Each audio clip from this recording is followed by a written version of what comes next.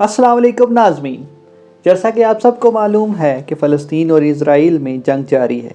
अल्लाह फ़लस्तीन को कामयाबी नसीब फरमाए और फ़तह नसीब फरमाए और अल्लाह उसकी मदद नसीब फरमाए। जैसा कि आप सबको पता है कि आयरन डोम का बहुत चर्चा चल रहा है। अब सवाल ये पैदा होता है कि ये काम कैसे करता है। ये निज़ाम एक रेडार से लेस है जो आने वाले रॉकेट, इसकी रफ्तार और इसकी सिमत का पता लगाता है। इसके बाद कंट्रोल सेंटर इस बात का हिसाब लगाता है कि आया रॉकेट इजरायली किस्मों के लिए ख़तरा है या नहीं। जिन रॉकेटों को कोई ख़तरा नहीं है उन्हें खाली खेतों में उतरने की इजाज़त है। अगर रॉकेटों से ख़तरा लाहिक होता है तो मिसाइल फायर करने वाले यूनिट उन्हें मार गिराने के लिए मिसाइल चलाते हैं। लॉन्चर में 20 जो है ना इंटरसेप्टर मिसाइल्स हैं। नाज़मीन, आयरन डोम को असल में 4 और 70 किलोमीटर के दरमियान रॉकेटों के ख़िलाफ़ शहर के साइज़ की कवरेज फराहम करने के तौर पर बनाया गया था, लेकिन माहिरीन का कहना है कि इसके बाद इसे बढ़ा दिया गया। अब सवाल ये पैदा होता है कि नाज़मीन इसको बनाया क्यों गया। यह सिस्टम इसराइली दिफाई technology company Rafael advance defence system ने तैयार किया। अमेरिका ने $200 मिलियन की ग्रांट के साथ इस मंसूबे की हमायत की। यह मंसूबा 2006 में हिजबुल्लाह के साथ जंग के दौरान रॉकेट हमलों में मुकाबला करने के लिए तैयार किया गया था, जो कि 2011 में ऑपरेशनल हुआ। आयरन डोम का एक बहरी वर्जन 2017 में बहरी जहाज़ों और समंदर में मौजूद असासों की हिफाजत के लिए तैनात किया गया था। रॉकेटों को मार गिराने के लिए इसराइल के इंटरनेशनल सिस्टम की लागत हज़ारों और लाखों डॉलर के दरमियान है।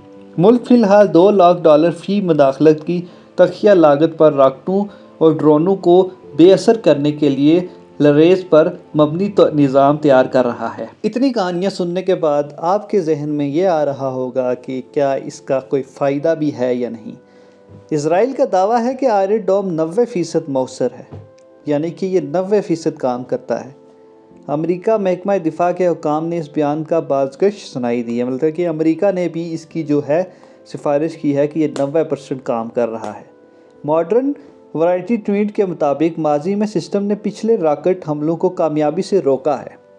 ताहम हमास की तरफ से हफ्ते के रोज़ जो अचानक हमला जिस कदम की हड़ताल को आयरन डोम को रोकने के लिए डिज़ाइन किया गया था, इसे मगलूब करने में कामयाब रहा है। इसकी वजह यह है कि इससे कबल बहुत तादाद में रॉकेट थे जो इसराइल पर दागे गए थे। यहाँ तक कि जब मई 2021 में लड़ाई हुई, हमास ने रॉकेट हमल की तादाद में खातिर ख्वाह इजाफा किया तो पहले दिन सिर्फ 470 रॉकेट फायर किए गए, जिनको दिफाई निज़ाम ने रोका था। हालिया हमला काफ़ी मुख्तलिफ था। हमास ने कहा कि इसने इब्तदाई में 5000 रॉकेट दागे। इसराइल की फ़ौज का जवाब में कहना था कि सिर्फ 2500 रॉकेट फायर किए गए थे। इसका मतलब यह है कि आयरन डोम का एक नामालूम संतरिश नुक्ता भी है, मतलब कि उसका एक नेगेटिव पॉइंट भी है। यह सिर्फ एक मखसूस तादाद में रॉकेटों को रोक सकता है। 2021 की फोर्ब्स की रिपोर्ट के मुताबिक अगर इस तादाद से तजावज़ किया जाता है तो बाकी रॉकेट सिस्टम में दाखिल हो जाएंगे। आयरन डोम की तकनीकी खामियों की पहले ही निशानदेही की जा चुकी है। 2014 में MIT के माहिर ताबियात थ्रेवर्ड पोस्टल ने अल जज़ीरा को बताया कि इंटरप्रेटर है तरबियाती से बर्ताव कर रहा था और हदफ को आसानी से पूरा करने के बजाय तेज़ मोड़ कर रहा था। आयरन डोम को बैनुल-अक़वामी सतह पर भी बड़ी शोहरत हासिल हुई है। आयरन डोम ने बैनुल-अक़वामी सतह पर तवज्जो हासिल की है।